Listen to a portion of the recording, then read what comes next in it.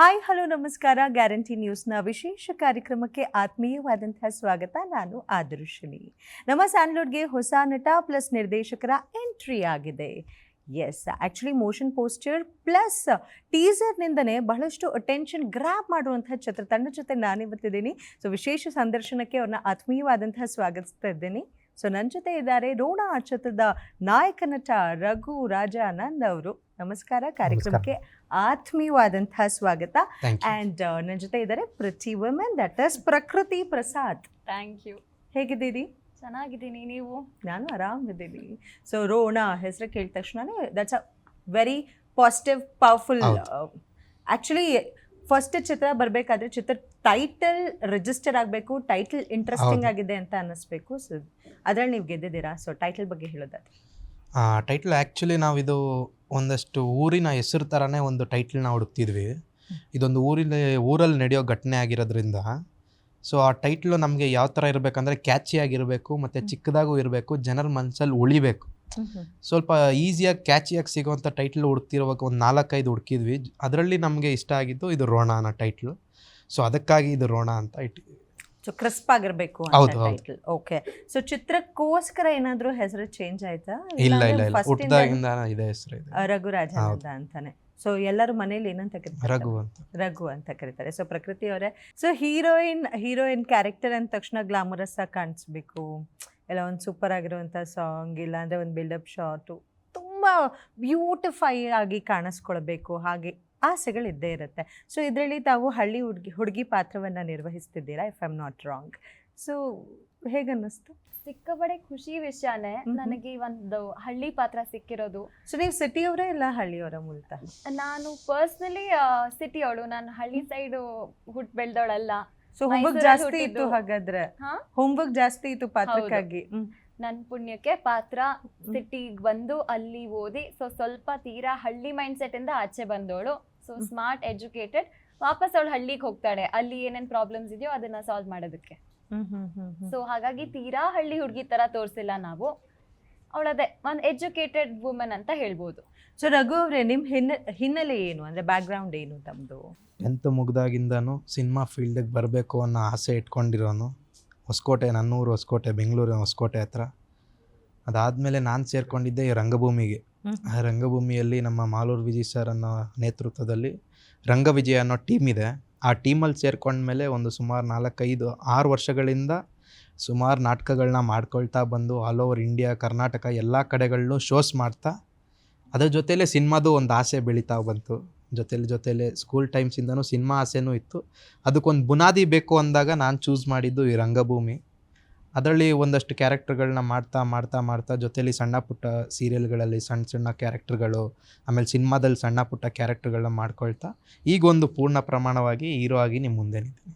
That's fantastic. So ರಂಗಭೂಮಿಯ ಕಲಿಕೆ plus ಅದಾದ್ಮೇಲೆ ಕೆರೆಬೇಟೆ ಚಿತ್ರದಲ್ಲಿ ಒಂದು ಕಡೆ ಕಾಪ್ ರೋಲ್ನ ಪ್ಲೇ ಮಾಡಿದ್ದೀರಿ. ಸೊ ಅದಾದ ನಂತರ ಈಗ ಹೀರೋ ಆಗಿ ಕಾಣಿಸ್ಕೊಳ್ತಿದ್ರಿ. How was this process?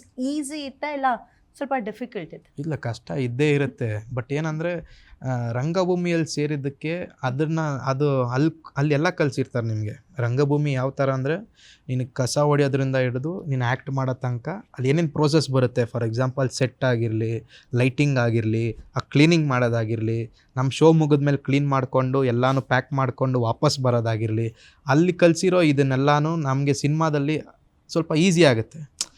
ಅವ್ರು ನನಗೇನೋ ಬೇರೆ ಥರ ಕೆಲಸ ಕೊಟ್ಟಾಗ ಯಾವುದು ಕಷ್ಟ ಅಂತ ಅನಿಸ್ತಲ್ಲ. ಹೌದು, ನಾನು ಮಾಡ್ತಿದ್ರೆ ನಾನು ಯಾವುದೋ ಒಂದು ಟೈಮ್ಗೆ ಆಚೆ ಬರ್ಬೋದು ಅನ್ನೋ ಫೀಲಲ್ಲೇ ಆಚೆ ಬಂದ್ವಿ. ನೈಸ್. ಸೊ ತಾವು ಸೀರಿಯಲ್ನಲ್ಲಿ ಕ್ಯಾರೆಕ್ಟರ್ಸ್ನ ಪ್ಲೇ ಮಾಡ್ತಿದ್ರಿ. ಸೊ ಹೇಗಿತ್ತು ಸೀರಿಯಲ್ ಟು ಸಿನಿಮಾ? ಸೊ ಯಾವ ನಿಮಗೆ ಮೋಸ್ಟ್ ಕಂಫರ್ಟಬಲ್ ಝೋನ್ ಅನ್ಸುತ್ತೆ, ಖುಷಿ ಕೊಡ್ತಿದೆ? ನಿಜ ಹೇಳಬೇಕು ಅಂದರೆ ಸೀರಿಯಲ್ಸೇ. ಅಲ್ಲಿ ಒಂದು ಸೀರಿಯಲ್ ಮಾಡಿದ್ರೆ ಒಂದು 2-3 ಇಯರ್ಸ್ ಒಂದೇ ಟೀಮ್ ಜೊತೆ ಟ್ರಾವೆಲ್ ಮಾಡ್ತೀವಿ. ಅದೇ ಕೋ ಆ್ಯಕ್ಟರ್ಸ್ ನಮ್ಮ ಫ್ಯಾಮಿಲಿ ಆಗಿಬಿಡ್ತಾರೆ. ಆ ಒಂದು ಕಂಫರ್ಟ್ ಇರುತ್ತೆ. ಬಟ್ ಅದೇ ಸಿನಿಮಾಗೆ ಬಂದಾಗ ಪ್ರತಿ ಸಿನಿಮಾದಲ್ಲಿ ಒಂದು 50 ಹೊಸಬ್ರನ್ನ ನೋಡ್ತೀವಿ. ಪ್ರತಿ ಸೆಟ್ಟಲ್ಲಿ ಎಲ್ಲ ಹೊಸ ಮುಖಗಳು, ಮತ್ತೆ ಅಡ್ಜಸ್ಟ್ ಆಗಬೇಕು, ಅವ್ರ ಜೊತೆ ಒಂದು ಹೊಸ ರಿಲೇಷನ್ಶಿಪ್ ಬೆಳೆಸ್ಬೇಕು. ಇನ್ನೇನು ಅಡ್ಜಸ್ಟ್ ಆಗ್ತಿದ್ದೀವಿ ಅನ್ನೋ ಅಷ್ಟರಲ್ಲಿ ಆ ಸಿನಿಮಾ ಶೂಟಿಂಗ್ ಮುಗ್ದೋಗುತ್ತೆ. ಸೊ ಇದೊಂದು ಕಾನ್ಸ್ಟೆಂಟ್ ಚೇಂಜ್ ಅಂತಿದೆಯಲ್ಲ, ಅದು ಸಿನಿಮಾ. ಸೀರಿಯಲ್ ಒಂದು ಲಿಟ್ರಲಿ ಮನೆ ಕಥೆ ಅಂತೀವಲ್ಲ, ನಾವೆಲ್ಲರೂ ಮನೆಯವರಾಗ್ಬಿಡ್ತೀವಿ. ಓಕೆ. ಸೊ ಒಟ್ನಲ್ಲಿ ಜರ್ನಿ ಎಂಜಾಯ್ ಮಾಡಿದ್ರಿ ಈ ಸಿನಿಮಾ ಜರ್ನಿನ? ಎಂಜಾಯ್ ಮಾಡ್ತಿದ್ದೀನಿ. ಇದೆಲ್ಲ ನನಗೆ ಹೊಸ್ತು. ಇವಾಗ ಪ್ರಮೋಷನ್ಸ್ ಅಂತಾನೆ ಇಟ್ಕೊಳ್ಳಿ, ಸೀರಿಯಲ್ಸಲ್ಲಿ ನನಗೆ ಯಾವತ್ತೂ ಈ ಥರ ಒಂದು ಪ್ಲ್ಯಾಟ್ಫಾರ್ಮ್ ಕೊಟ್ಟು ನಿಮ್ಮ ಎಕ್ಸ್ಪೀರಿಯನ್ಸ್ ಹೇಗಿದೆ ಇದ್ರ ಬಗ್ಗೆ ಮಾತಾಡಿ ಅನ್ನೋದೊಂದು ಇರ್ತಿರ್ಲಿಲ್ಲ. ಅಲ್ಲೇನಿದ್ರು ನಾವು ನಮ್ಮ ಪಾತ್ರ ಆಗಿ ಜನಕ್ಕೆ ತಲುಪೋದು. ಸಿನಿಮಾದಲ್ಲಿ ನಾನು ಪ್ರಕೃತಿ ಪ್ರಸಾದ್ ಬಂದು ನಿಮ್ಮ ಮುಂದೆ ನಿಲ್ತಿದ್ದೀನಿ ಅನ್ನೋ ಒಂದು ವಾಯ್ಸ್ ಸಿಗುತ್ತೆ. ಸೊ ಅದು ದೊಡ್ಡ ಸಿನಿಮಾ ಆಗಲಿ ಚಿಕ್ಕದಾಗಲಿ ಏನಾದರೂ ಇರಲಿ, ಬಟ್ ಸಿನಿಮಾ ವರ್ಲ್ಡ್ ಕಾಲಿಟ್ಟ ತಕ್ಷಣ ನಮಗೆ ಒಂದು ಐಡೆಂಟಿಟಿ ಸಿಗುತ್ತೆ ನಮಗೆ. That's nice. ರಘು ಅವರೇ, ತಮಗೆ ಈ ಸಿನಿಮಾ ಇಂಡಸ್ಟ್ರಿಗೆ ಬರೋಕ್ಕೆ ಸ್ಫೂರ್ತಿ ಯಾರು? ಮೊದಲನೇದಾಗಿ ಈ ಸಿನಿಮಾ ಆಸೆ ಹುಟ್ಟಿಸಿದೆ ನನ್ನ ತಂದೆ. ಹೌದಾ? ಅವರು ಅಷ್ಟು ಸಿನಿಮಾಗಳನ್ನ ನೋಡ್ತಿದ್ರು ಯಾವಾಗಲೂ. ಸಿನಿಮಾಗಳನ್ನ ನೋಡ್ತಾ ನೋಡ್ತಾ ಅವ್ರು ನನಗೂ ಅದ್ರ ಬಗ್ಗೆ ಹೇಳಕ್ಕೆ ಶುರು ಮಾಡ್ತಾರೆ. ಸ್ಕೂಲ್ ಟೈಮ್ಸಿಂದನೂ ಆ ಸಿನಿಮಾ ನೋಡ್ದ, ಈ ಸಿನಿಮಾ ನೋಡು, ಇದರಲ್ಲಿ ಈ ಥರ ಕಲಿಯೋದಿರುತ್ತೆ. ನನ್ನಪ್ಪ ರಾಜ್ಕುಮಾರ್ ಸರ್ ದೊಡ್ಡ ಅಭಿಮಾನಿ. ಅವ್ರು ಹೇಳ್ತಿದ್ದ ರೀತಿ ಎಲ್ಲ ಕೇಳ್ತಾ ಇದ್ದರೆ ಹೌದು ಚೆನ್ನಾಗಿದೆ. ಆಮೇಲೆ ಅವ್ರ ಬಗ್ಗೆ ಹೊಗಳ್ತಿದ್ರು, ಅಂದರೆ ಅವ್ರು ಯಾವ ಥರ ನಡ್ಕೋತಿದ್ರು, ಯಾವ ಥರ ಇದ್ದರು ಇಂಡಸ್ಟ್ರಿಯಲ್ಲಿ, ಆಮೇಲೆ ಅವ್ರು ಬಂದಾಗ ಯಾವ ಥರ ಇರುತ್ತೆ, ಜನ ಯಾವ ಥರ ಬರ್ತಾರೆ, ಅವ್ರದ್ದೊಂದು ರೆಸ್ಪೆಕ್ಟ್ ಏನಿದೆ ಕರ್ನಾಟಕದಲ್ಲಿ, ಅದನ್ನು ಹೇಳ್ತಿರುವಾಗ ನಮಗೂ ಹೌದು ಈ ಥರ ನಾವು ಆಗಬೇಕು ಒಂದು ದಿವಸ ಅನ್ನೋ ಆಸೆ ಅವಾಗಲಿಂದ ಶುರು ಆಗ್ತಾ ಬರ್ತಾ ಹಂಗೆ ನಮ್ಮ ವಿಷ್ಣು ಸರ್ನ ನೋಡ್ತಾ ಇದ್ದೆ. ವಿಷ್ಣು ಸರ್ದೇ ಕಲರ್ಫುಲ್ಲಾಗಿ ಸಿನಿಮಾ ಬರ್ತಿತ್ತು ಆಗ. ಈಗ ನಾವು ಚಿಕ್ಕ ವಯಸ್ಸಲ್ಲಿರುವಾಗ ಬ್ಲ್ಯಾಕ್ ಆ್ಯಂಡ್ ವೈಟಿಗಿಂತ ನಾವು ಆ ವಯಸ್ಸಲ್ಲಿ ಕಲರ್ ಸಿನಿಮಾ ನೋಡೋಕ್ಕೆ ಇಷ್ಟಪಡ್ತಿದ್ವಿ. ಹಾಗೆಲ್ಲ ಜಾಸ್ತಿ ಬರ್ತಿದ್ದು ವಿಷ್ಣು ಸರ್ದೇ ಟಿ ವಿಲಿ ಜಾಸ್ತಿ ಪ್ರೊಜೆಕ್ಟ್ ಆಗ್ತಿತ್ತು. ಅವ್ರನ್ನ ನೋಡ್ಕೊಳ್ತಾ ಬಂದು ಅದಾದ ನಂತರ ನಮಗೆ ದರ್ಶನ್ ಸರು ಅಷ್ಟೇ ಇಷ್ಟ ಅದು ನಮಗೆ. ಹೋಗ್ತಾ ದರ್ಶನ್ ಸರ್ ಮೇಲೆ ತುಂಬ ಅಂದರೆ ಅವ್ರದ್ದೊಂದು ಕ್ರೇಜು, ಅದೊಂದು ಫ್ಯಾನು, ಮತ್ತು ಕನ್ನಡ ಸಿನಿಮಾಗಳ ಬಗ್ಗೆ ಅವ್ರಿಗಿರೋ ಒಲವು. ಹೌದು, ನಾವು ಒಂದು ದಿವಸ ಆಗಬೇಕು, ಈ ಥರ ಇಂಡಸ್ಟ್ರಿಯಲ್ಲಿ ಬರಬೇಕು ನಾವು ಅನ್ನೋ ಆಸೆ ಹಂಗೆ ಬಂತು. ಯಾರು ರೋಲ್ ಮಾಡೆಲ್ ಇಲ್ಲ ಸ್ಫೂರ್ತಿ ಅಂತ ಹೇಳ್ತೀರಿ ಇಂಡಸ್ಟ್ರಿನಲ್ಲಿ ತಮಗೆ? ಇಲ್ಲ ಯಾರನ್ನ ತಾವು ಫಾಲೋ ಮಾಡ್ತೀರಿ ಅಂತ ಕೇಳೋದಾದ್ರೆ? ಮೊದಲೇ ಇಬ್ಬರನ್ನ ಮಾಡ್ತೀನಿ, ವಿಷ್ಣು ಸರ್ನ ಮತ್ತು ದರ್ಶನ್ ಸರ್ನ ಫಾಲೋ ಮಾಡ್ತೀರಿ. ಸೊ ತಮಗೆ ಇಂಡಸ್ಟ್ರಿನಲ್ಲಿ ಯಾರು ಸ್ಫೂರ್ತಿ? Whether it's small screen or big screen, it's up to you, ಯಾವುದನ್ನು ನೀವು ಹೇಳ್ತೀರಿ? ನಂಗೆ ಆ್ಯಕ್ಚುಲಿ ಐ ಆಮ್ ಶ್ಯೂರ್ ನೀವು ಯಾವ್ದಾರು ಹೀರೋಯಿನ್ ಹೆಸರು ತೊಗೋತೀರಿ ಅಂತ ಎಕ್ಸ್ಪೆಕ್ಟ್ ಮಾಡ್ತಿದ್ದೀರಾ. ಬಟ್ ನಾನು ಸೀರಿಯಲ್ ಸ್ಟಾರ್ಟ್ ಮಾಡಿದಾಗ ಸ್ವಾತಿ ಅಕ್ಕ ಅಂತೊಬ್ಬರು, ಶಿ ಈಸ್ ಚಕ್ರವ್ಯೂಹದಲ್ಲಿ ರಚಿತಾ ರಾಮ್ ಅವ್ರ ಅಮ್ಮ ಪಾತ್ರ ಮಾಡಿರೋರು. ಅವರು ನನ್ನ ಸೀರಿಯಲ್ ಜರ್ನಿನಲ್ಲಿ ಫಸ್ಟ್ ಸೀರಿಯಲಿಂದ ನನ್ನ ಜೊತೆ ಇದ್ದಾರೆ. ನಾನು ಮಾಡಿರೋ ಎಲ್ಲ ಸೀರಿಯಲ್ಸಲ್ಲೂ ಒಂದು ಪಾತ್ರ ಅವ್ರದ್ದು ಇದೆ. ಸೊ ಹಾಗಾಗಿ ಐ ಥಿಂಕ್ ಅವ್ರ ಜರ್ನಿ ನೋಡಿದ್ರೆ ಹೀರೋಯಿನ್ ಆಗಿ ಬಂದವರು ಇವತ್ತವರೆಗೂ ಇಂಡಸ್ಟ್ರಿನಲ್ಲಿದ್ದಾರೆ, ಸಿನಿಮಾ ಮಾಡ್ತಿದ್ದಾರೆ, ಸೀರಿಯಲ್ ಮಾಡ್ತಿದ್ದಾರೆ. ಆ್ಯಂಡ್ ಅವ್ರ ಹೆಸರು ತೊಗೊಂಡ್ರೆ ಪ್ರತಿಯೊಬ್ಬರು ಅವ್ರ ಬಗ್ಗೆ ಒಳ್ಳೆಯದೇ ಮಾತಾಡ್ತಾರೆ. ದೇರ್ ಈಸ್ ನೋ ಬಡಿ ಇನ್ ದಿ ಇಂಡಸ್ಟ್ರಿ ಅವ್ರ ಕಡೆ ಪಾಯಿಂಟ್ ಮಾಡಿಕೊಂಡು ಒಂದು ನೆಗೆಟಿವ್ ಹೇಳೋ ಥರ. ಅವ್ರು ಅದನ್ನು ಹೇಗೆ ಮೇಂಟೈನ್ ಮಾಡಿದ್ದಾರೆ, ಇಷ್ಟು ವರ್ಷ ಅದನ್ನು ಹೇಗೆ ಕಾಪಾಡ್ಕೊಂಡು ಬಂದಿದ್ದಾರೆ, I have no idea. But Swati ಅಕ್ಕ ಜೊತೆ ಮಾತಾಡಿದಾಗೆಲ್ಲ ನಾನು ಇದೇ ಹೇಳೋದು, I just want to be like you one day ಅಂತ. That's beautiful. ಈ ಸಿನಿಮಾ ಇಂಡಸ್ಟ್ರಿಗೆ ಬರಬೇಕು, ಇಲ್ಲೇ ಏನೋ ಸಾಧನೆ ಮಾಡಬೇಕು ಅಂತ ಈ ಆಸೆ ಹುಟ್ಟಿದ್ದು ಯಾವಾಗ? ರಂಗಭೂಮಿಗೆ ಸೇರ್ಕೊಂಡಾಗ.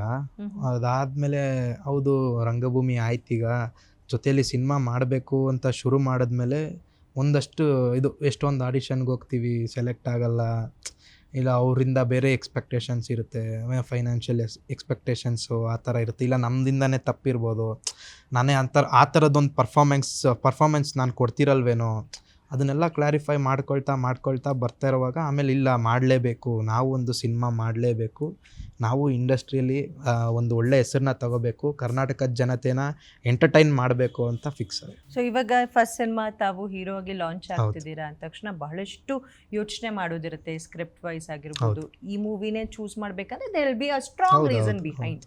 ಸೊ ಆ ರೀಸನ್ ಏನಿತ್ತು? ರೋಣ ಅನ್ನೋ ಚಿತ್ರವನ್ನೇ ಆಯ್ಕೆ ಮಾಡ್ಕೋಬೇಕು.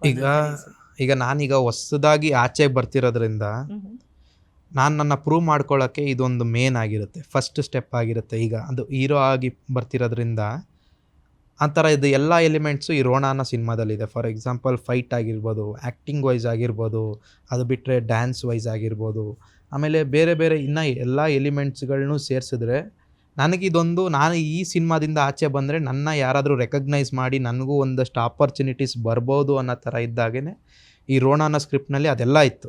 ಸೊ ಅದಕ್ಕೆ ಇದನ್ನು ಮಾಡಲೇಬೇಕು, ಇದನ್ನೇ ಮಾಡೋಣ ಅಂತೇಳಿನೇ ಚೂಸ್ ಮಾಡಿ.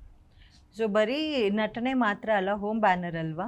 ಇಲ್ಲ, ನಮ್ಮದೊಂದು ಟೀಮ್ ಟೀಮ್ ಇದೆ ಟೀಮ್ ಟೀಮ್ ಇದೆ. ಇದೆ. ಸೊ ಇವಾಗ ಯಾರನ್ನೇ ಕೇಳಿದ್ರು ಸಿನಿಮಾ ಇಂಡಸ್ಟ್ರಿ ಹೆಂಗ್ ಹಣ ಹೂಡಿಕೆ ಮಾಡೋದು ಅನ್ನೋ ಯೋಚನೆ ಹಾಕ್ತಾರೆ. ಸೊ ಇಂಥ ಟೈಮ್ನಲ್ಲಿ ಹಣನೂ ಹಾಕಿ ನಟನೆನೇ ಮಾಡ್ತಿರುವಂಥದ್ದು ಇಟ್ಸ್ ವೆರಿ ರೆಸ್ಪಾನ್ಸಿಬಲ್. ಹೌದೌದು. ಆ ರೋಲ್ ಬಗ್ಗೆ ಹೇಳೋದಾದ್ರೆ ನೋಡಿ, ಈಗ ನಾನು ಯಾರೂ ಅಲ್ಲ, ಬೇರೆಯವ್ರು ಯಾರೋ ನನ್ನ ಹಾಕ್ಕೊಂಡು ಪ್ರೊಡ್ಯೂಸ್ ಮಾಡಿ ನನ್ನ ಹೀರೋ ಮಾಡಬೇಕು ಅಂತ ನಾನು ಯಾರೂ ಅಲ್ಲ. ನಾನು ಈಗ ಒಂದು ಸ್ಟೆಪ್ ಇಡ್ತಾ ಇದ್ದೀನಿ. ಇದನ್ನು ನಾನು ಯಾವ ಥರ ಮಾಡಿದ್ದೀನಿ ಅಂದರೆ, ಒಂದು ಬಿಸ್ನೆಸ್ಸಿಗೆ ಯಾವ ಥರ ಇನ್ವೆಸ್ಟ್ಮೆಂಟ್ ಅನ್ನೋದಿರುತ್ತೋ ಆ ಥರ ನಂದು ಒಂದು ಪಾರ್ಟ್ ಆಫ್ ಇನ್ವೆಸ್ಟ್ಮೆಂಟ್ ಜೊತೆಲಿ ನನ್ನ ಫ್ರೆಂಡ್ಸ್ ನಿಂತಿದ್ದಾರೆ, ಅವ್ರದ್ದು ಸೇರಿಸಿ ಇದೊಂದು ಸಿನಿಮಾ ಮಾಡ್ಕೊಂಡಿರೋದು. ನನ್ನ ಪ್ರೂವ್ ಮಾಡ್ಕೊಳ್ಳೋಕ್ಕಂತಲೇ ಇದೊಂದು ಸಿನಿಮಾನ ನಾವು ಪ್ರೊಡ್ಯೂಸ್ ಮಾಡಿ ನಮ್ಮ ಜೊತೆಲಿ ಎಲ್ಲರೂ ಸೇರಿಕೊಂಡು ಮಾಡಿರೋದು. ನಮ್ಮನ್ನು ನಾವು ಪ್ರೂವ್ ಮಾಡ್ಕೊಳ್ಳೋಣ, ಅದಾದಮೇಲೆ ಆದರೂ ನಮ್ಗೆ ಈ ಥರ ಆಪರ್ಚುನಿಟೀಸ್ ಬರಲಿ ಅನ್ನೋತನೇ ಇದನ್ನು ಮಾಡಿಕೊಂಡು ಜೊತೆಲಿ. ಹೌದು, ಇದನ್ನು ಈ ಪ್ರೊಡಕ್ಷನ್ನ ಮಾಡೋಕ್ಕೆ ಹಿಂದಿನ ಸಿನಿಮಾದಲ್ಲಿ ಅದರಲ್ಲಿ ತಿಳ್ಕೊಂಡಿದ್ದೆ. ಕೆರೆಬೇಟೆ ಅನ್ನೋ ಏನು ಸಿನಿಮಾ ಇತ್ತೋ, ನಂದು ಆ್ಯಕ್ಟಿಂಗ್ ಪೋರ್ಷನ್ಸ್ ಏನೂ ಇಲ್ಲ ಅಂದಿದ್ರು ನಾನು ಸ್ಪಾಟಲ್ಲಿ ಇರ್ತಿದ್ದೆ. ಓಕೆ. ಯಾಕೆಂದರೆ ನನಗೆ ಗೊತ್ತಿತ್ತು ನಾನು ಒಂದು ಮಾಡಲೇಬೇಕು ಸಿನಿಮಾನ. ಸೊ ಅದರದ್ದು ಏನಿದೆ ಡೌನ್ ವರ್ಕ್ಸ್ ಏನಿದೆ, ಬ್ಯಾಕ್ಗ್ರೌಂಡ್ ವರ್ಕ್ಸ್ ಏನೇನಿದೆ, ಫಾರ್ ಎಕ್ಸಾಂಪಲ್ ಡೇ ವೈಸು ಒಬ್ಬ ಲೈಟ್ ಆಫೀಸರ್ ಬಾಯ್ ಪೇಮೆಂಟ್ ಏನಿದೆ, ಒಬ್ಬ ಕ್ರೇನ್ ಡಿಪಾರ್ಟ್ಮೆಂಟ್ದು ಏನಿದೆ, ಪ್ರೊಡಕ್ಷನ್ ಅಂದರೆ ಎಷ್ಟು ಜನ ಇರ್ತಾರೆ, ಆಮೇಲೆ ಪ್ರತಿಯೊಂದು ಪೇಮೆಂಟ್ನ ತಿಳ್ಕೊಳ್ತಾ ಹೋದೆ. ನಾನು ಅವ್ರ ಜೊತೆ ಅಸಿಸ್ಟೆಂಟ್ ಆಗಿದ್ದೆ, ಆ ಥರನೇ ಇದ್ದೆ. ಒಲ್ಲಬಣ್ಣ ಅಂತ ಅವ್ರ ಜೊತೆಲೇ ಇದ್ದೆ, ಮ್ಯಾನೇಜರ್ ಒಲ್ಲಬಣ್ಣ ಅಂತ. ಅವ್ರು ನನಗೂ ಹೇಳ್ಕೊಡ್ತಾ ಬಂದರು. ಅದರಲ್ಲಿ ಕಲಿಯೋದು ಕೂಡ ಜಾಸ್ತಿ ಇತ್ತು. ಆಮೇಲೆ ಈ ಸಿನಿಮಾದಲ್ಲಿ ಇನ್ನೂ ಜಾಸ್ತಿ ಕಲಿತೆ. ಪ್ರತಿ ಸಿನಿಮಾದಲ್ಲೂ ಕಲ್ತ್ಕೊಂಡು ಇನ್ನೂ ಏನೋ ಒಂದು ಇಂಪ್ರೂವ್ಮೆಂಟ್ ಮಾಡ್ಬೋದು. ಅದೇ ಥರ ಇದು ಕಲ್ತ ಮೇಲೇ ಈ ಸಿನಿಮಾನ ಮಾಡಿ. ಸೊ ಚಿತ್ರದ ಬಗ್ಗೆ ಮಾತಾಡೋದಾದರೆ, ಚಿತ್ರದ ಕ್ಯಾರೆಕ್ಟರ್ ಬಗ್ಗೆ ತಾವು ಹೇಳ್ತಾ ಇದ್ರಿ. ಸೊ ಸಿಟಿನಲ್ಲಿ ಓದಿದೆ, ಹಳ್ಳಿನಲ್ಲಿ ಬರ್ತಾಳೆ, ಆ ಥರದೊಂದು ಕ್ಯಾರೆಕ್ಟರ್ ಪ್ಲೇ ಮಾಡ್ತೇನೆ ಅಂತ. ಡೈಲಾಗ್ಸ್ ಎಲ್ಲ ಹೇಗಿದೆ ಸಿನಿಮಾದಲ್ಲಿ ನಿಮ್ಮದು? ಜಾಸ್ತಿ ಲೆಂತಿ ಡೈಲಾಗ್ಸ್ ಇದೆಯಾ? So how it was? ಹೌದು, ಆ್ಯಕ್ಚುಲಿ ನಮ್ಮ ಸಿನಿಮಾದಲ್ಲಿ ಡೈಲಾಗ್ಸ್ ಇದೆ. ಯೂಶಲಿ ನಾವು ಟಕ್ ಟಕ್ ಟಕ್ ಅಂತ ಹೋಗ್ಬಿಡ್ತೀವಿ ಅನ್ನೋ ಎಕ್ಸ್ಪೆಕ್ಟೇಷನ್ ಇದ್ರೇನು. ಸೊ ಯಾವಾಗ ನಾವು ಒಂದು ಹಳ್ಳಿ ಸಮಸ್ಯೆ ಬಗ್ಗೆ ಮಾತಾಡ್ತೀವೋ, ಇಲ್ಲಿ ನ್ಯಾಯ ಆಗ್ತಿಲ್ಲ ಜನಕ್ಕೆ, ನಾವು ಈ ಥರ ಮಾಡಿದ್ರೆ ಅವ್ರಿಗೂ ನ್ಯಾಯ ಆಗುತ್ತೆ, ನೀವು ಮೋಸ ಈ ಥರ ಡೈಲಾಗ್ಸ್ ಎಲ್ಲ ಇದೆ, ಅವ್ರಿಗೂ ಇದೆ ನನಗೂ ಇದೆ.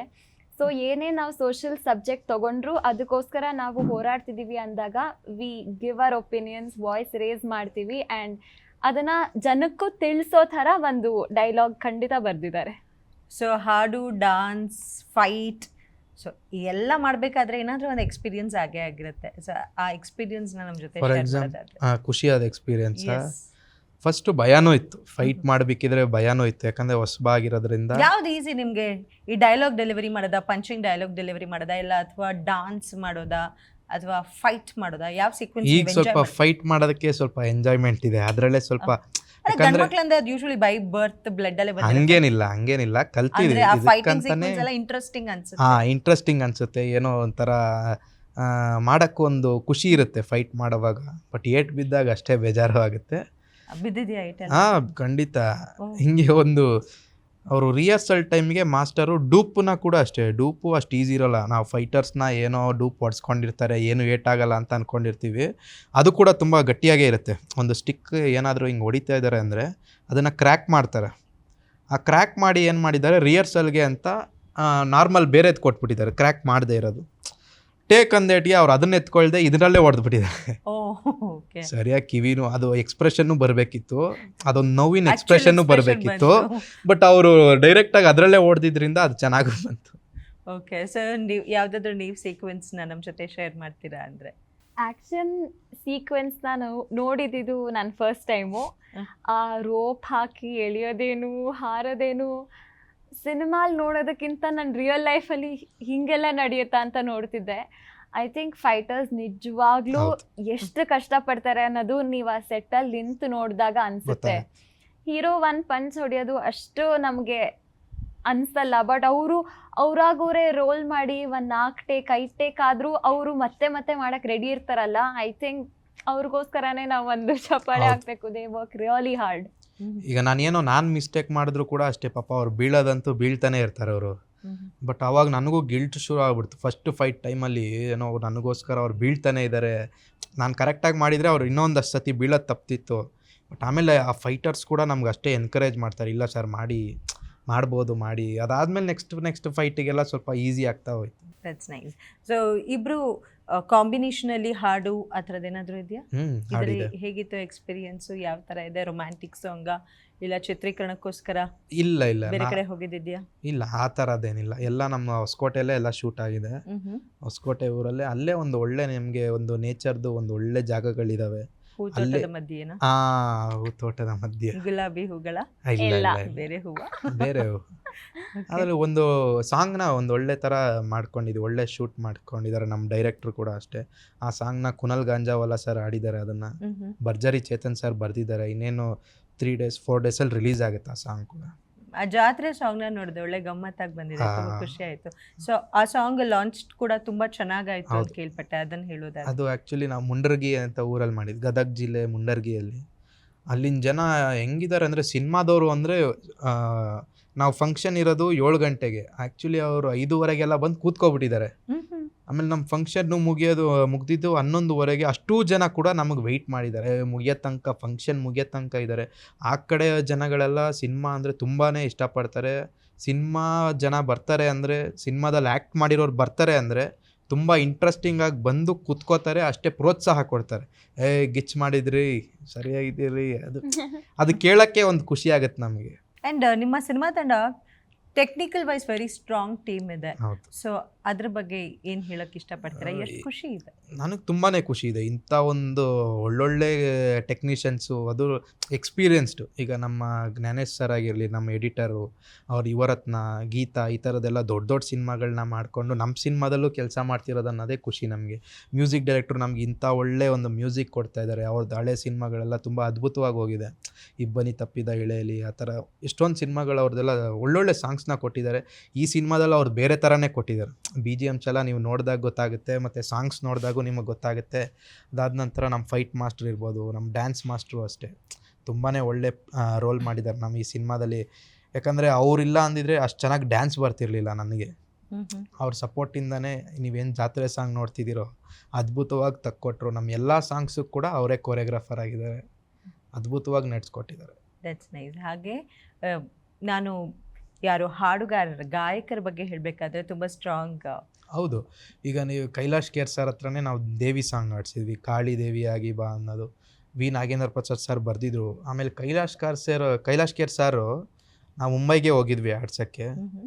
ಎಂಥ ಅದ್ಭುತ ಮನುಷ್ಯ ಅಂದರೆ, ಅವರು ಎಲ್ಲ ಬರ್ಕೊಂಡಾದ್ಮೇಲೆ ಅವ್ರು ಆಡಬೇಕಾದ್ರೆ ಕನ್ನಡ ಒಂದು ಸ್ವಲ್ಪ ಮಿಸ್ಟೇಕ್ ಮಾಡ್ತಿದ್ರು. ನಾವು ಸರ್ ಹಿಂಗಲ್ಲ ಸರ್ ಅಂದರೆ ಅವರು okay Raghuji, okay Satish G, ಈ ಥರ ಎಷ್ಟು ರೆಸ್ಪೆಕ್ಟ್ಫುಲ್ಲಾಗಿ ಮಾತಾಡಿಸ್ಕೊಂಡು ನಮ್ಮ ಜೊತೆ ಸಪೋರ್ಟಿವ್ ಆಗಿದ್ದು. ಅವರು ಅಷ್ಟೇ ಡ್ಯಾನ್ಸ್ ಮಾಡಿಕೊಂಡೇ ಆಡಿದ ಸಾಂಗ್ ಅದು.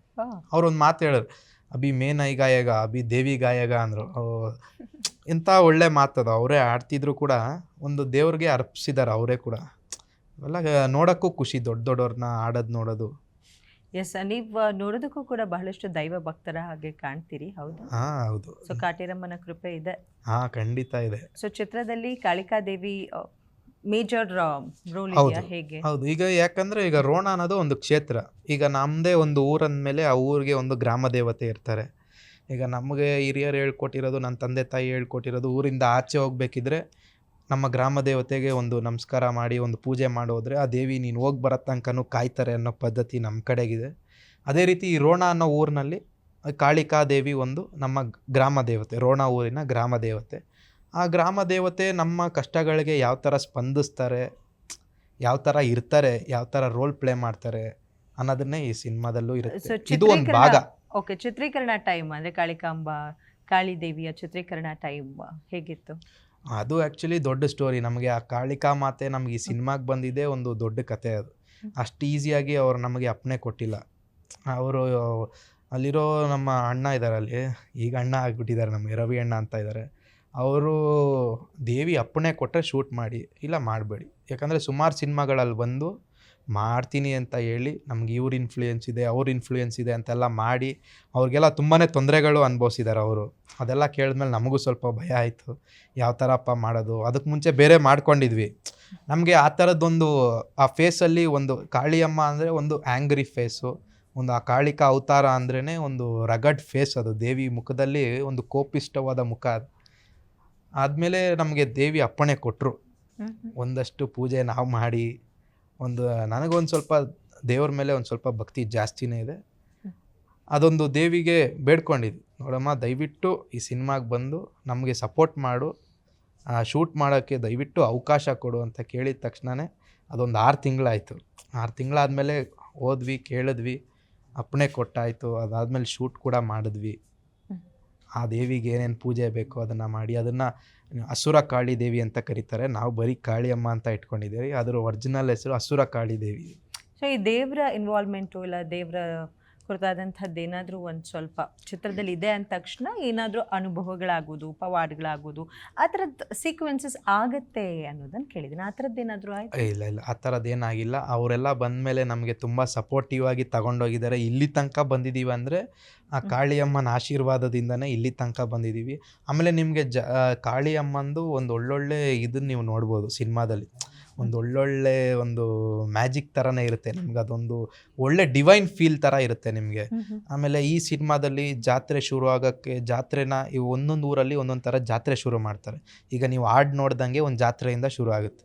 ಆ ಜಾತ್ರೆ ಯಾವ ಥರ ಶುರು ಆಗುತ್ತೆ ಅನ್ನೋದೇ ಇದರಲ್ಲೂ ಒಂದು ನಿಮಗೊಂದು ಸ್ಪೆಷಲ್ ಆಗಿರುತ್ತೆ. ಇದರಲ್ಲಿ ಆ ಊರಿನ ಪದ್ಧತಿ ಬೇರೆ ಇರುತ್ತೆ, ರೋಣ ಊರಿನ ಪದ್ಧತಿ. ಈಗ ಫಾರ್ ಎಕ್ಸಾಂಪಲ್ ರೋಣ ಯಾವುದೇ ಒಂದು ಊರಲ್ಲಿ ಜಾತ್ರೆ ಶುರು ಮಾಡಬೇಕಿದ್ರೆ ಒಂದು ಬಾಳೆ ದಿಂಡನ್ನು ಕಟ್ ಮಾಡೋದು, ಬಾಳೆ ಕಂಬನ ಕಟ್ ಮಾಡೋದಾಗಿರಲಿ, ಒಂದು ಮರಿ ಬಲಿ ಕೊಡೋದಾಗಿರಲಿ, ಈ ಥರ ಮಾಡ್ತಿರ್ತಾರೆ. ಅದೇ ಥರ ವಿಭಿನ್ನವಾಗಿ ಈ ರೋಣ ಒಂದು ಕ್ಷೇತ್ರದಲ್ಲಿ ಯಾವ ಥರ ಮಾಡ್ತಾರೆ ಅನ್ನೋದು ಕೂಡ ನಿಮ್ಗೊಂದು ಸ್ಪೆಷಲ್ ಆಗಿರುತ್ತೆ. ಓಕೆ. ಸೊ ನಿರ್ದೇಶಕರು ಹೊಸೊಬ್ಬರು, ಸೊ ಅವ್ರ ಜೊತೆ ವರ್ಕ್ ಮಾಡಿದಂಥ ಎಕ್ಸ್ಪೀರಿಯನ್ಸ್ ಹೇಗಿತ್ತು ಪ್ರಕೃತಿ? ನಾನು ಫಸ್ಟ್ ತುಂಬ ಸೈಲೆಂಟ್ ಅಂತೆ ಸೆಟ್ಟಲ್ಲಿ, ಎಲ್ಲರೂ ಸಖತ್ ಸೈಲೆಂಟ್ ಆಗಿರ್ತಿದ್ರು ಅನ್ನೋದಿದೆ. ಅದೇ ಹೇಳಕ್ ಹೋಗ್ತಿದ್ದೆ. ನಾನು ಫಸ್ಟ್ ಟೈಮ್ ಡೈರೆಕ್ಟರ್ ಅಂತ ಗೊತ್ತಾದಾಗ ಅಂದ್ಕೊಂಡಿದ್ದೆ ಸೆಟ್ಟಲ್ಲಿ ಹೇಗಿರುತ್ತೆ, ಇವರು ಮೋಸ್ಟ್ಲಿ ಒಂದಷ್ಟು ಕಷ್ಟಗಳನ್ನು ಫೇಸ್ ಮಾಡ್ತಾರೆ ಅರ್ಥ ಮಾಡ್ಕೊಳ್ಳೋದಕ್ಕೆ.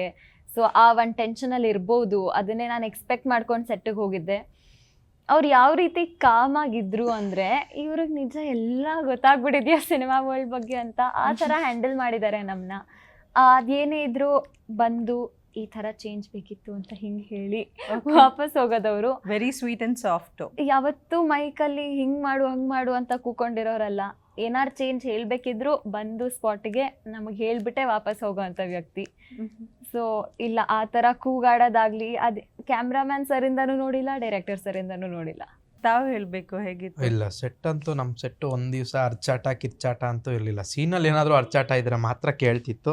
ಅದು ಬಿಟ್ಟರೆ ನಮಗೆಲ್ಲರಿಗೂ ಏನಾಗಿತ್ತು ಅಂದರೆ ನಾವೆಲ್ಲ ಪ್ರಾಕ್ಟೀಸ್ ಮಾಡಿದ್ವಿ, ಒಂದು ರಿಹರ್ಸಲ್ಸ್ ಮಾಡಿನೇ ನಾವು ಶೂಟಿಗೆ ಹೋಗಿದ್ವಿ.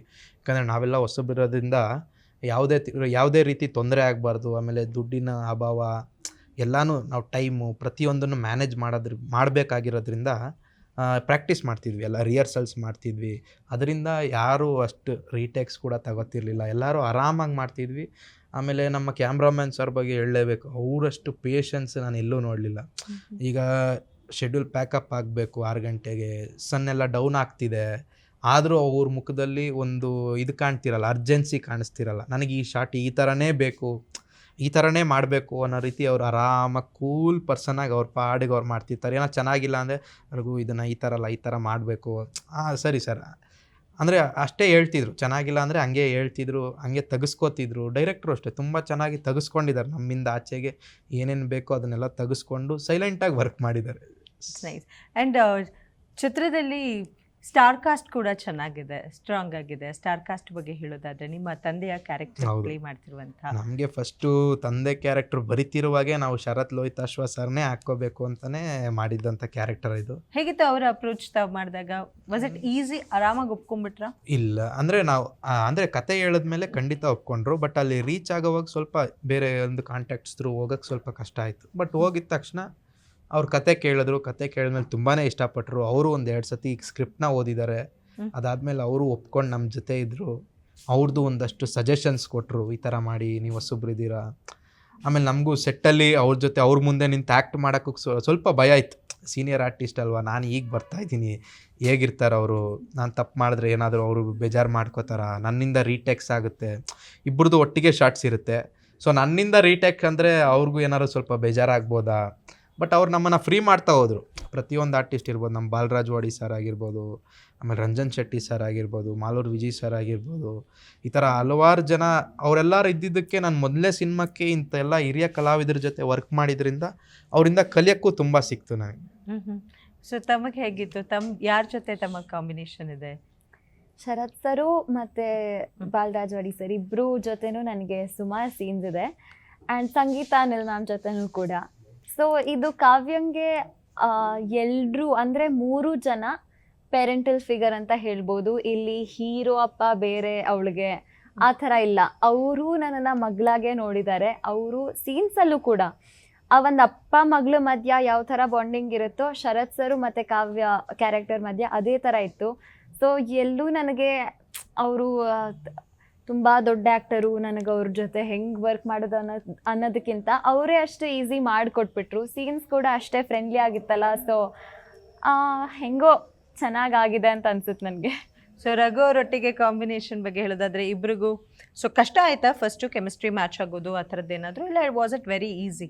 ಖಂಡಿತ ಇಲ್ಲ, ನಾವೆಲ್ಲ ಫಸ್ಟ್ ಟೈಮ್ ಮೀಟ್ ಆಗಿ ಒಂದು ರಿಹರ್ಸಲ್ಸ್ ಮಾಡಿದ್ರಿಂದ ಅಲ್ಲಿ ಸ್ವಲ್ಪ ಕಷ್ಟ ಆಯಿತು. ಬಟ್ ಏನು ಕಷ್ಟ ಅಂತ ಏನಿಲ್ಲ, ಈಗ ಒಬ್ರಿಗೊಬ್ರಿಗೆ ಪರಿಚಯ ಇಲ್ಲ, ಬಟ್ ಹೋಗ್ತಾ ಹೋಗ್ತಾ ಪರಿಚಯ ಆದಾಗ ಒಂದು ಬಾಂಡಿಂಗ್ ಬೆಳೆದಿರುತ್ತೆ. ಸೊ ಆಗ ರಿಹರ್ಸಲ್ಸ್ ಮಾಡಿರೋವಾಗ ಅವ್ರದ್ದು ನಮ್ಮದು ಸೀನ್ಸ್ಗಳು ಏನಿರುತ್ತೋ ಪ್ರತಿಯೊಂದನ್ನು ಪ್ರಾಕ್ಟೀಸ್ ಮಾಡಿರ್ತೀವಿ. ಸೊ ಅದರಿಂದ ಏನು ಕಷ್ಟ ಆಗಲಿಲ್ಲ, ಸಪೋರ್ಟಿವ್ ಆಗಿ.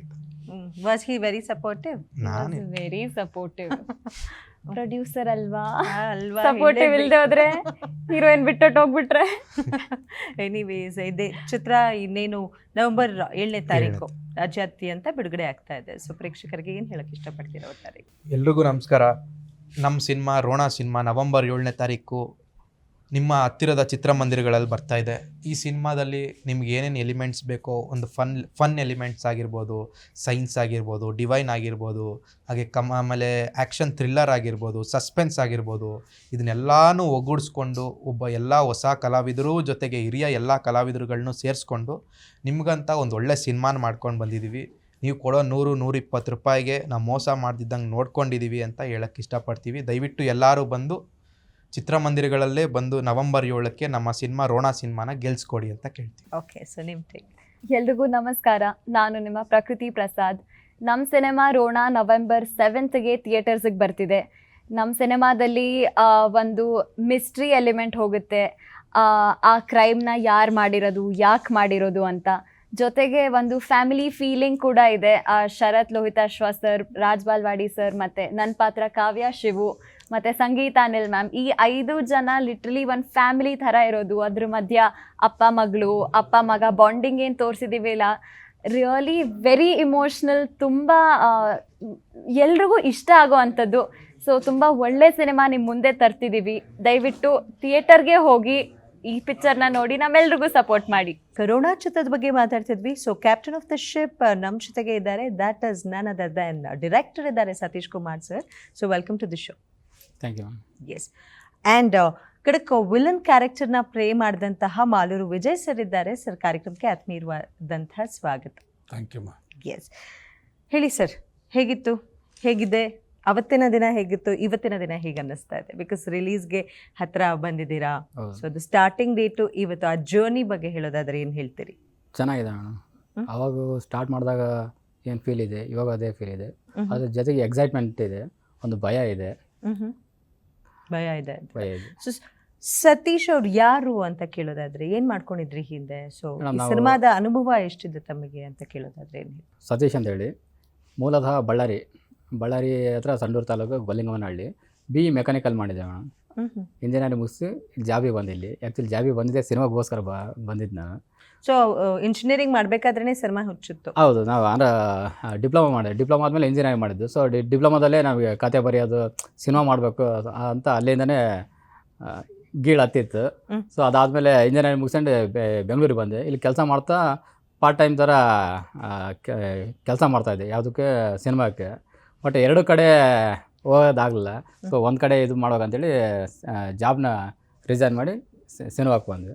ಸಿನಿಮಾ ಮಾಡ್ತಾ ಇರುವಾಗ ಯಾರೂ ನಮಗೆ ಕರೆದ ಕೆಲಸ ಕೊಡೋಲ್ಲ ಮೇಡಮ್. ಸೊ ಆ ಥರ ಹುಡುಕ್ತಾ ಇರುವಾಗ ನಾವೇ ಒಂದು ಟೀಮ್ ಮಾಡ್ಕೊಂಡ್ವಿ. ಟೀಮ್ ಮಾಡ್ಕೊಂಡು ಶಾರ್ಟ್ ಮೂವಿ ಥರ ಒಂದು ಶಾರ್ಟ್ ಮೂವಿ ಮಾಡಿದ್ವಿ.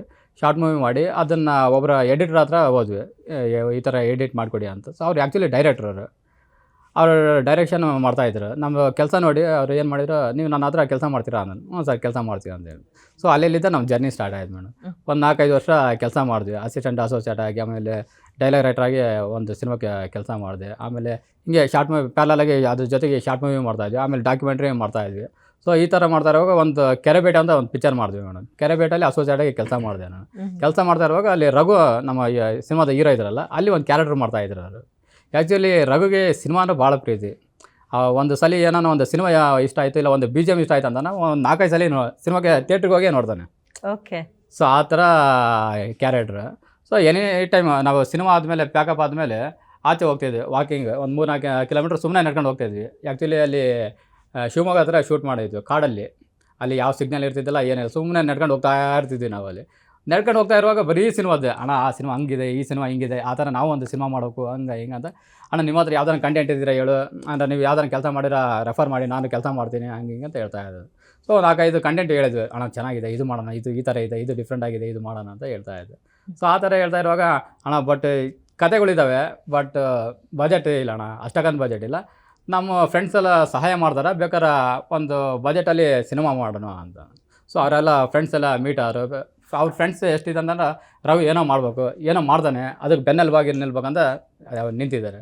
ಸೊ ಅದಕ್ಕೋಸ್ಕರ ನಾವೇನು ಮಾಡಿದ್ವಿ, ಆಯ್ತು ರಘು ಮಾಡೋಣ ಅಂತೇಳಿ ಅದನ್ನು ತಕ್ಕಂಗೆ ಒಂದು ಕತೆ ಬೇಕಲ್ವ. ಇವಾಗ ಫ್ರೆಂಡ್ಸ್ ಎಲ್ಲ ರೆಡಿ ಇದ್ದಾರೆ. ಸೊ ಅವಾಗ ಏನು ಮಾಡಿದ್ವಿ, ಒಂದು ಲೈನ್ ಇತ್ತು ಮೇಡಮ್. ಆ್ಯಕ್ಚುಲಿ ಕತೆ ರಮೇಶ್ ಅಂತೇಳಿ ನಮ್ಮ ಫ್ರೆಂಡಿಂದು 2021 ಈ ಕತೆ ಹೇಳಿದೆ. ಕತೆ ಹೇಳಿದಾಗ ಒಂದು ಸ್ಪಾರ್ಕ್ ಅಂತ ಬರುತ್ತೆ ಮೇಡಮ್.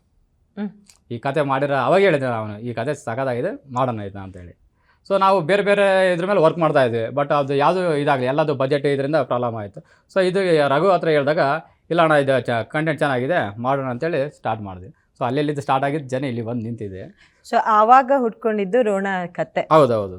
ಸೊ ರೋಣಾಗೆ ಇವರನ್ನೇ ನಾಯಕ ನಟನಾಗಿ ಮಾಡಬೇಕು ಅನ್ನೋದು ಅವಾಗಲೇ. ಹೌದೌದು. ನಾವು ಕತೆ ಲೈನ್ ಹೇಳ್ದಲ್ಲ ಅವಾಗೇ ಫಿಕ್ಸ್ ಆಗಿದೆ. ಅಂದ್ರೆ ಅಣ್ಣ ಸಿನಿಮಾ ಮಾಡೋಕ್ಕಂತ ಬಂದ್ರಲ್ವಾ ಅವ್ರ ಟೀಮ್, ಅವಾಗೇ ಫಿಕ್ಸ್ ಆಗಿದೆ ರಘು ಈ ಸಿನಿಮಾದ ನಾಯಕ.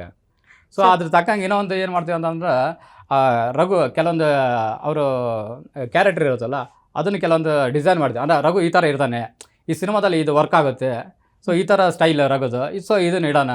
ಸೊ ನನಗೆ ಈಸಿ ಆಯಿತು.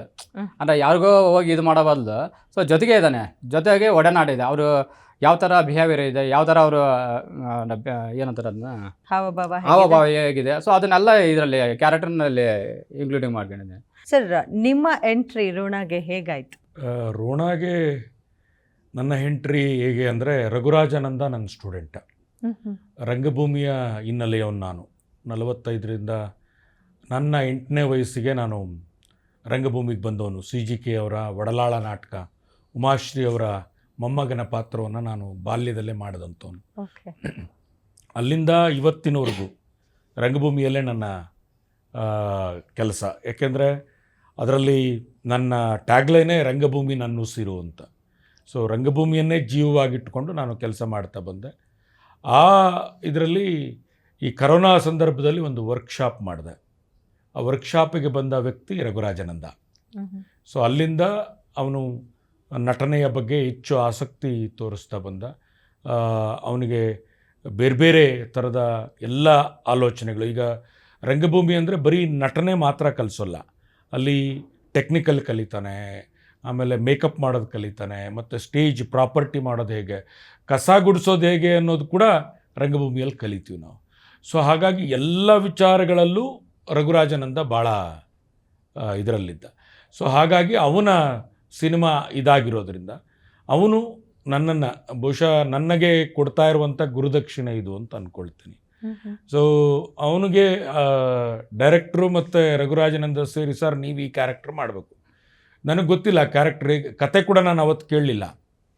ಸೊ ನೀವು ಈ ಕ್ಯಾರೆಕ್ಟ್ರ್, ಸರಿ ರಘುರಾಜನಂದ ಒಂದು ಏನೋ ಮಾಡ್ತಿದ್ದಾನೆ ಅಂದರೆ ನಾನು ಅಲ್ಲಿ ಇರ್ತೀನಿ ಅಂದರೆ ಸಾಕು, ಅದಕ್ಕಿಂತ ತೃಪ್ತಿ ಏನಿದೆ ಅಂತೇಳಿ ಹೋದ.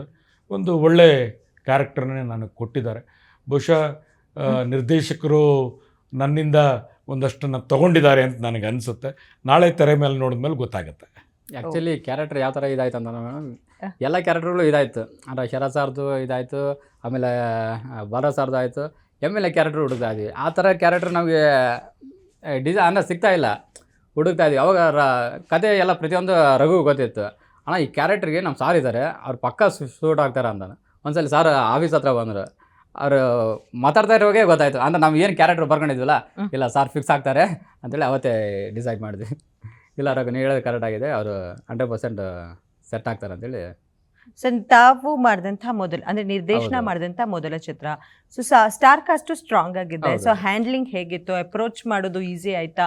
ಸೊ ಹೊಸ ನಿರ್ದೇಶಕರಿಗೆ ಎಲ್ಲರೂ ಒಪ್ಕೊಂಡ್ರ, ಹ್ಞೂ ಅಂದ್ರ, ಹೇಗೆ? ಮೇಡಮ್ ಅದೇ ಇವಾಗ ನಮಗೆ ಸ್ಟಾರ್ಟಿಂಗ್ ಭಯ ಇತ್ತು ಅವ್ರು ಹೋದಾಗ ಯಾವ ಥರ ಇದು ಮಾಡ್ತಾರ ಅಂತ. ನಾವು ಹೊಸಬರು, ಆ್ಯಕ್ಚುಲಿ ಅವ್ರ ಹತ್ರ ವರ್ಕ್ ಮಾಡಿಲ್ಲ ನಾನು. ಇವಾಗ ಬಾಲರಾಜ್ ಸರ್ ಹತ್ರ ಒಬ್ಬರು ಹತ್ರ ವರ್ಕ್ ಮಾಡಿದ್ದೆ ಮೇಡಮ್, ಅವ್ರ ಹತ್ರ ಶ್ರೀಧರ್ ಸರ್ ಹತ್ರ, ಉಳ್ಕೋದು ಯಾರ ಹತ್ರನೂ ನಾವು ವರ್ಕ್ ಮಾಡಿಲ್ಲ. ಸೊ ಹೋದಾಗ ನಮಗೂ ಭಯ ಇತ್ತು ಯಾವ ಥರ ಸ್ವೀಕಾರ ಮಾಡ್ತಾರೆ, ಯಾವ ಥರ ಅವ್ರು ಟ್ರೀಟ್ ಮಾಡ್ತಾರೆ ಅಂತ. ಬಟ್ ಅವರು ಹೋದಾಗ ಕತೆ ಹೇಳಿದೆ, ಕತೆ ಕೇಳಿ ಸಖತ್ ಇಷ್ಟಪಟ್ಟರು. ಆವಾಗಲಿದ್ದ ಅವರು ಒಂದು ನಮಗೆ ಇಲ್ಲ ಮಾಡ್ತಾರೆ ಅಂತೇಳಿ ಅದನ್ನ ಹಂಗೆ ಇಲ್ಲಿವರೆಗೆ ಉಳಿಸ್ಕೊಂಬಂದಿದ್ದೀವಿ ಅಂತ ನಂಬ್ತೀನಿ ನಾನು. ಓಕೆ, ಸೊ ಕತೆ ಇಸ್ ದಿ ಕಿಂಗ್ ಅಂತೀರಾ? ಹೌದು, ಸಿನಿಮಾಗೆ. 100% ಮೇಡಮ್. ಸೊ ಸಿನಿಮಾ ಮಾಡಬೇಕಾದ್ರೆ ಬಹಳಷ್ಟು ಅಡೆತಡೆಗಳು, ಇಲ್ಲಾಂದ್ರೆ ಅನ್ಕೊಂಡಿದ್ದೇ ಬೇರೆ ಆಗಿರುತ್ತೆ. ಮಾಡ್ತಾ ಮಾಡ್ತಾ ನಿಮ್ಗೆ ಇನ್ನೂ ಯಾವ್ದ್ಯಾವ್ದು ಹೊಸ ಹೊಸ ಎಕ್ಸ್ಪೀರಿಯನ್ಸ್ ಆಗ್ತಾ ಹೌದು ಹೋಗುತ್ತೆ. ಹೌದು ಸೊ ಅದ್ರ ಬಗ್ಗೆ ನೀವು ಶೇರ್ ಮೇಡಮ್. ಮಾಡಿ. ಆ್ಯಕ್ಚುಲಿ ಅದೇ ಕೆಲವೊಂದ್ಸಲಿ ಬರ್ಕೊಂಡಾಗ ಒಂದು ಆಗುತ್ತೆ, ಅಲ್ಲಿ ತೆಗಿಯುವಾಗ ಒಂದು ಆಗುತ್ತೆ. ಕೆಲವೊಂದ್ಸಲಿ ಬಜೆಟಿಂದ ಒಂದು ಪ್ರಾಬ್ಲಮ್ ಅಂತ ಬರುತ್ತೆ.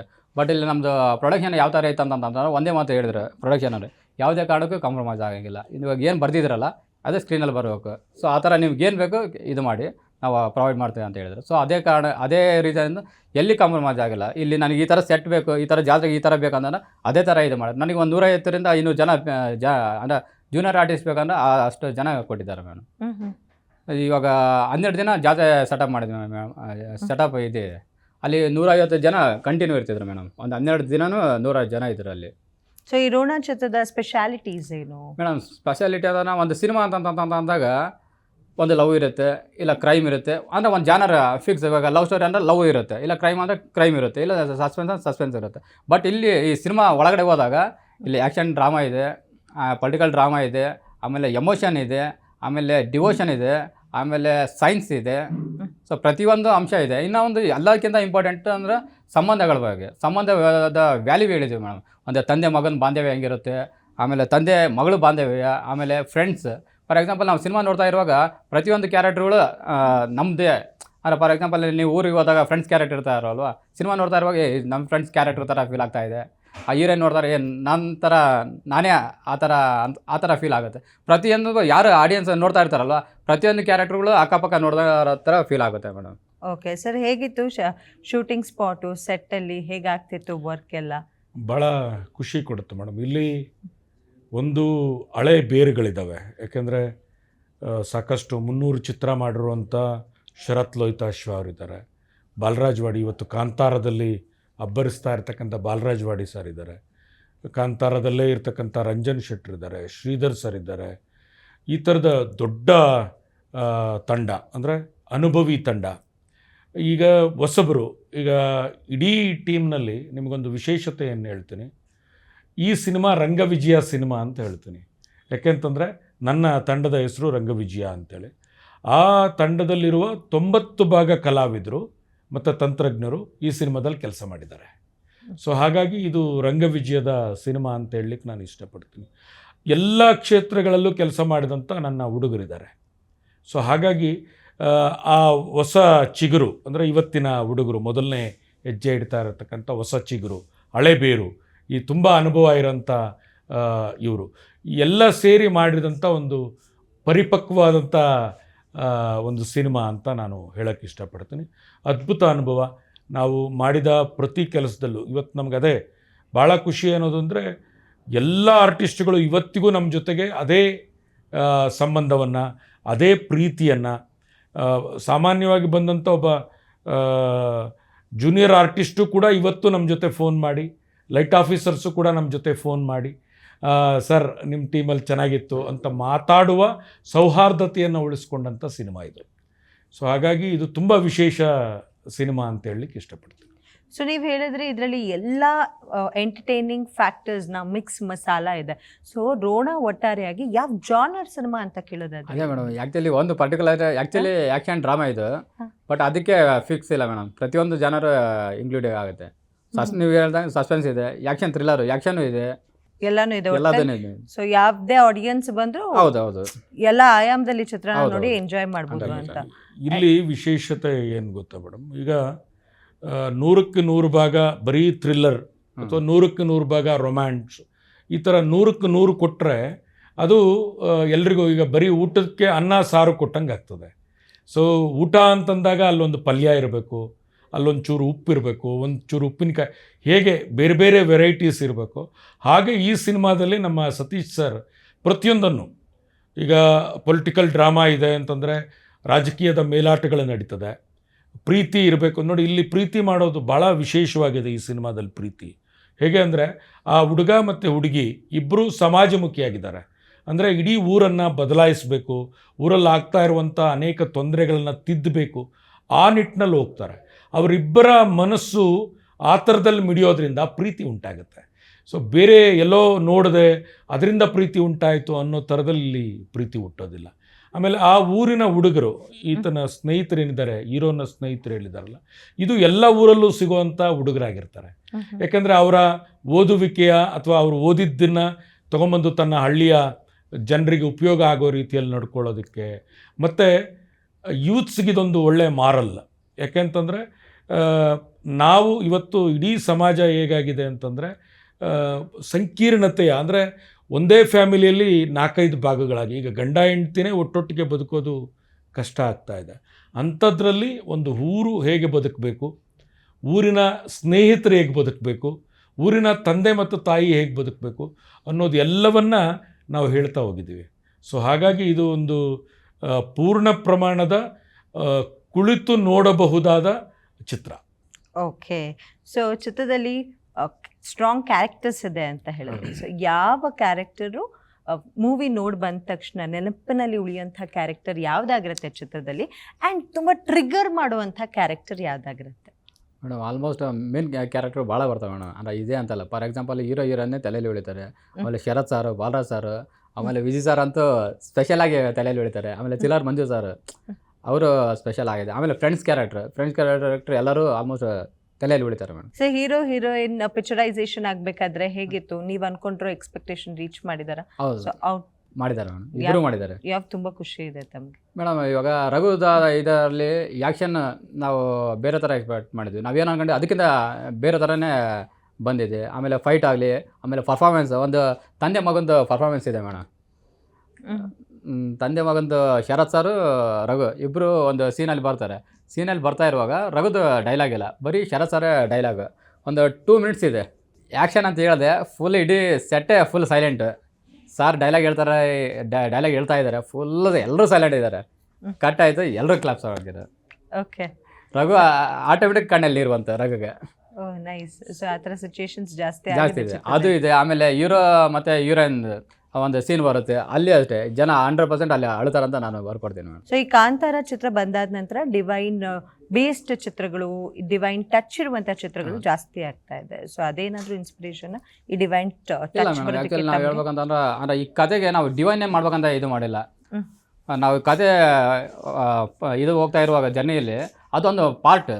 ಸೊ ಮೇಲೆ ಇನ್ನೊಂದು ನಮ್ಮ ಸಂಪ್ರದಾಯದ ಹೇಳೋಕೆ ಹೊರಡಿದ್ವಿ. ಸೊ ಅಂದರೆ ಇನ್ಸ್ಪಿರೇಷನ್ ಅಂತಲ್ಲ, ಅಂದರೆ ಕಾಂತಾರನೇ ಬೇರೆ, ನಮ್ಮ ಸಿನಿಮಾನೇ ಬೇರೆ. ಓಕೆ, ಸೊ ಒಟ್ಟಾರೆಯಾಗಿ ನಿಮ್ಮ ಮುಂದಿನ ಕನಸು, ಆಲೋಚನೆ ಏನಿದೆ? ದೊಡ್ಡ ಕನಸ ಇದೆ ಮೇಡಮ್, ನೋಡೋಣ. ಯಾವುದಾದ್ರೂ ಒಂದು ಕನಸು ನಮ್ಮ ಜೊತೆ ಶೇರ್ ಮಾಡ್ತೀರಾ? ಮುಂದಿನ ಕನಸು, ಮುಂದಿನ ಸ್ಟೆಪ್ ಏನು ಮಾಡಬೇಕು ಅಂತ? ಮುಂದಿನ ಸ್ಟೆಪ್ ಎಲ್ಲ ಇದು ಈ ಸಿನಿಮಾದ ಮೇಲೆ ನಿಂತಿದೆ ಮೇಡಮ್, ಈ ಸಿನಿಮಾದ ಮೇಲೆ ನಿಂತಿದೆ. ಸೊ ಒಟ್ಟಾರೆಯಾಗಿ ಪ್ರೇಕ್ಷಕರಿಗೆ ಏನು ಹೇಳೋಕ್ಕೆ ಇಷ್ಟಪಡ್ತೀರಾ? ಬಿಕಾಸ್ ನವೆಂಬರ್ 7ನೇ ತಾರೀಕು ಚಿತ್ರ ಬಿಡುಗಡೆ ಆಗ್ತಿದೆ. ಪ್ರೇಕ್ಷಕರಿಗೆ ಹೇಳೋದೇನಿಲ್ಲ, ಕೇಳೋದವರನ್ನು. ಯಾಕೆಂದರೆ ಡಾಕ್ಟರ್ ರಾಜ್ಕುಮಾರ್ ಅಂತ ಮೇರು ನಟರೇ ಹೇಳಿರುವಂಥದ್ದು ಅಭಿಮಾನಿ ದೇವರುಗಳೇ ಅಂತೇಳಿ. ಅಭಿಮಾನಿ ದೇವರುಗಳೇ ನಮ್ಮ ದೇವರುಗಳು. ಇವತ್ತು ಕನ್ನಡ ಚಿತ್ರರಂಗ ಅಂದ್ರೇ ಜಗತ್ತು ಬೆರಗಾಗಿ ನೋಡುವಂಥ ಚಿತ್ರರಂಗ. ಆಮೇಲೆ ಕನ್ನಡ ಚಿತ್ರರಂಗ ಅಂದರೆ ಏನಾದರೂ ವಿಶೇಷತೆಗಳನ್ನು ಕೊಡುವಂಥ ಚಿತ್ರರಂಗ ಆಗಿದೆ. ಆಮೇಲೆ ಬೇರೆ ಬೇರೆ ಎಲ್ಲ ಭಾಷೆಗಳಿಗೂ ಕನ್ನಡದ ಚಿತ್ರಗಳು ಹೋಗ್ತಾ ಇದ್ದಾವೆ. ಸೊ ಅಂದರೆ ಕನ್ನಡದಲ್ಲಿ ಆ ಥರದ ತಾಕತ್ತಿದೆ ಅಂತೇಳಿ. ಆ ತಾಕತ್ತು ಇರೋದು ಈ ಮಣ್ಣಿನ ಗುಣ. ಅದರ ಜೊತೆಗೆ ಇವತ್ತು ರಾಜ್ಕುಮಾರ್ ಅಂತ ಮಹಾನ್ ನಟರನ್ನು, ವಿಷ್ಣುವರ್ಧನ್ ಅಂತ ಮಹಾನ್ ನಟರನ್ನು, ಸುದೀಪ್ ಅಂತ ಮಹಾನ್ ನಟರನ್ನು, ಈ ಥರದ ಅನೇಕ ನಟರನ್ನು ಬೆಳೆಸಿದ್ದು ಯಾರು ಅಂದರೆ ಪ್ರೇಕ್ಷಕ ಮಹಾಪ್ರಭು. ಆಮೇಲೆ ನಾವೆಲ್ಲ ರಂಗಭೂಮಿಯಿಂದ ಬಂದವರಾದ್ದರಿಂದ ಓ ಆದಿ ಪ್ರೇಕ್ಷಕನೇ ನೀನೇ ನನ್ನ ದೇವರು ಅಂತ ಮಾತಾಡ್ತೀವಿ ನಾವು. ಅಂದರೆ ನಮಗೆ ಕೂತ್ಕೊಂಡಿರುವಂಥ ಪ್ರೇಕ್ಷಕ ಇದ್ದಾನಲ್ಲ ನಮ್ಮ ದೇವರು. ಯಾಕೆಂದರೆ ಅವನು ಕೊಡುವ ಒಂದು ಚಪ್ಪಾಳೆಗೋಸ್ಕರ ನಾವು ತಿಂಗಳಾನುಗಟ್ಟಲೆ ಕೆಲಸ ಮಾಡ್ತೀವಿ. ನಮ್ಮ ಇಡೀ ಜೀವನವನ್ನು ಅದಕ್ಕಾಗಿ ಮುಡುಪಾಗಿಡ್ತೀವಿ. ಸೊ ಆ ಎಲ್ಲ ಕಾರಣಗಳಿಂದ ನನ್ನ ಕನ್ನಡದ ಪ್ರೇಕ್ಷಕರಿದ್ದಾರಲ್ಲ, ನನ್ನ ತಂಡದ ಈ ರೋಣ ಚಿತ್ರ ಏನಿದೆಯಲ್ಲ, ರಘುರಾಜನಂದನ್ ಅಂತ ಒಬ್ಬ ಅದ್ಭುತ ನಟನನ್ನು ಕೊಟ್ಟಿದೆ. ಸತೀಶ್ ಅಂತಹ ಒಬ್ಬ ಮೊದಲ ನಿರ್ದೇಶನದ ವಿಭಿನ್ನ ಕಥೆಯನ್ನು ಒಳಗೊಂಡಂಥ ಒಂದು ಒಳ್ಳೆಯ ಚಿತ್ರ ಆಗಿದೆ. ಆಮೇಲೆ ಶರತ್ ಲೋಹಿತಾಶ್ವ ಅಂತ ಒಬ್ಬ ಪ್ರಬುದ್ಧ ನಟನನ್ನು ಬಳಸ್ಕೊಂಡಂಥ ಒಂದು ಒಳ್ಳೆಯ ಚಿತ್ರ ಆಗಿದೆ. ಈ ಥರದ ಎಲ್ಲದರ ಒಗ್ಗೂಡುವಿಕೆಯ ಚಿತ್ರ ಆಗಿದೆ. ಆದ್ದರಿಂದ ನೀವು ಸಿನಿಮಾ ಥಿಯೇಟ್ರಿಗೆ ಬಂದು ನಮ್ಮ ರೋಣ ಸಿನಿಮಾವನ್ನು ನೋಡಿ ನಿಮ್ಮ ಮಡಿಲಿಗೆ ಈ ಕೂಸನ್ನು ಹಾಕ್ತಾಯಿದ್ದೀವಿ, ನಮ್ಮನ್ನು ಗೆಲ್ಲಿಸಿ ಅಂತ ಕೇಳ್ಕೊಳ್ತೀನಿ. Very nice. ತಾವು ತಮ್ಮ ಟೇಕ್ ಫಾರ್ ಆಡಿಯನ್ಸ್. ನಮಸ್ಕಾರ. ನವಂಬರ್ 7ನೇ ತಾರೀಕು ನಮ್ಮ ಸಿನಿಮಾ ರಿಲೀಸ್ ಆಗ್ತಾಯಿದೆ. ಹೊಸ ತಂಡ, ಹೊಸ ಕಂಟೆಂಟ್, ಎಲ್ಲ ಹೊಸ ಟೀಮ್ ಬರ್ತಾಯಿದ್ವಿ. ಹೊಸ ಕಂಟೆಂಟನ್ನು ನಮ್ಮ ಕನ್ನಡ ಜನ ಯಾವತ್ತೂ ಕೈ ಬಿಡಲ್ಲ ಅಂತ ನಾನು ನಂಬಿದ್ದೀನಿ. ಥಿಯೇಟ್ರಿಗೆ ಜನ ಬಂದು ಸಿನಿಮಾ ನೋಡಿ ಹಾರೈಸ್ಬೇಕಂತ ತಮ್ಮಲ್ಲಿ ಬೇಡ್ಕೊಳ್ತಾ ಇದ್ದೀನಿ.